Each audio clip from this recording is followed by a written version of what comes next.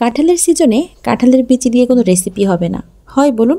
চলুন আজকে আপনাদের কাঁঠালের বিচি দিয়ে খুব সুন্দর একটি রেসিপি দেখাবো। খুব অল্প সময়ে খুব টেস্টি এবং হেলদি। প্রথমে বিচিগুলো পরিষ্কার করার পালা। অনেকে আছেন বিচিগুলো পরিষ্কার করতে একদমই হিমশিম খেয়ে যান। চলুন খুব সহজে আপনাদের একটি পদ্ধতি দেখিয়ে দিই।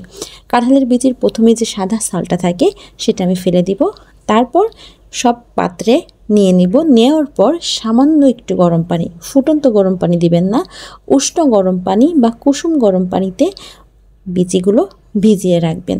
কিছুক্ষণ, হতে পারে 5 থেকে 7 মিনিট বা বেশি হলে 10 মিনিট। তারপর আপনি হাত দিয়ে উঠালেই হয়ে যাবে। তো হতে থাক ওটা। যেহেতু আমি 5 থেকে 7 মিনিট অপেক্ষা করব, আমি শাকগুলো কোটে রেখে দিলাম পাশে। এবার যখন বিচিগুলো পরিষ্কার হয়ে যাবে একেবারে আপনাদের মূল পর্বে নিয়ে যাব।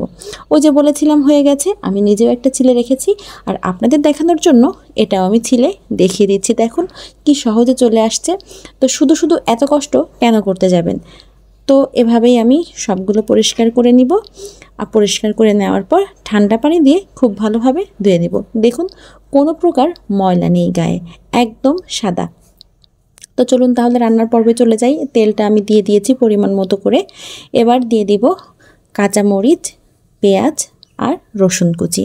আমি এখানে কোনো বাটা মশলা ইউজ করছি না। আর আমি যখনই শাক রান্না করি তখন আমি সবসময় কেটে ফেটে দেওয়ার চেষ্টা করি। সেক্ষেত্রে আমার মনে হয় শাকের টেস্টটা একটু বেশি হয়। বাটা মশলা দিলে আমার কাছে কেন জানি না ভালো লাগে। অনেকেই আছে বাটা মশলা দিয়ে রান্না করেন, তো তাদের রান্নার কোনো জুড়ি নেই, তারাও অনেক ভালো রান্না করেন, কিন্তু আমার কাছে ব্যক্তিগতভাবে কেটে ফেটে দিলে খুব ভালো লাগে।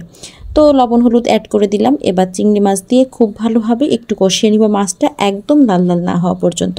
চিংড়ি মাছটা যখন একটু লাল লাল হয়ে আসবে তখন আমি এবার দিয়ে দিব কাঁঠালের বীজগুলো। কাঁঠালের বীজগুলো যেহেতু একটু শক্ত, এজন্য আমি আগে থেকে দিয়ে দিলে ভিতরে একটু ম্যাটেরিয়াল যাবে, মাল মশলা যাবে, সেক্ষেত্রে খেতে কিন্তু দারুণ হবে। ও আরেকটা কথা আপনাদের বলে রাখি, কাঁঠালের বীজ দিয়ে যদি আপনারা কোনো রেসিপি করেন সব সময় মাথায় রাখবেন কাঁঠালের বীজ বা কাঁঠালের বিচি কিন্তু একটু মিষ্টি ধরনের হয়। সেক্ষেত্রে আপনারা ঝালের পরিমাণটা একটু ব্যালেন্স করে রাখবেন। তো সামান্য একটু পানি দিয়ে আমি কষিয়ে নিচ্ছি। ওই যে বললাম যেহেতু একটু শক্ত ধরনের, এজন্য আমি আলাদা করে পানি দিয়ে একটু কষিয়ে নিয়েছি। এবার শাকগুলো দিয়ে দিব। গা মাখা ঝোল থাকতেই শাকগুলো দিয়ে দিব। তাহলে কি হবে বলুন তো? একেবারে আমার এক কাজে 2 কাজ হয়ে যাবে। ঢেকে দিলাম।